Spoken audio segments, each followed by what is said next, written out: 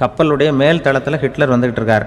ஒரு English captain எதிரில் நிற்கிறான். அவனுக்கு பெரிய ஆச்சரியம், இந்த ஆள் எப்படி இப்படி ஒரு தனி மனிதனாக இருந்துக்கிட்டு உலகத்தையே இப்படி இந்த பாடுபடுத்துகிறார் அப்படின்னு சொல்லி, உன்னுடைய வெற்றிக்கு என்ன காரணம்னு கேட்டாரான் அந்த இங்கிலீஷ் கேப்டன். இப்போ ஹிட்லர் சொன்னாராம், என்னுடைய வெற்றிக்கு காரணம் என்கிட்ட வேலை செய்கிற ஊழியர்கள்.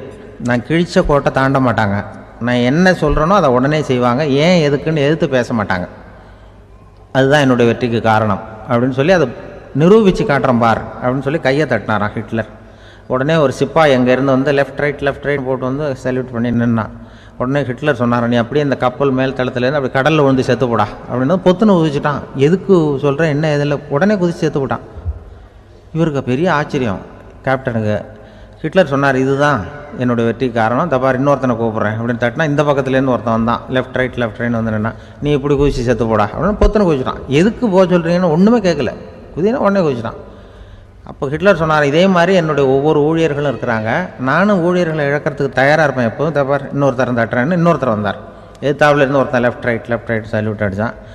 நீயும் குதிச்சு செத்து போடான்ருக்கார் ஹிட்லர். இவனால் பொறுக்க முடியல, இந்த இங்கிலீஷ் கேப்டன் அனாவசியமாக ஒவ்வொருத்தனாக குதிச்சுட்றானேன்னு சொல்லி ஓடி போய் அவனை குதிச்சிட்டான். குதிக்கிறதுக்கு முன்னாடி பிடிச்சி தனியாக எழுத்துட்டு போட்டான்.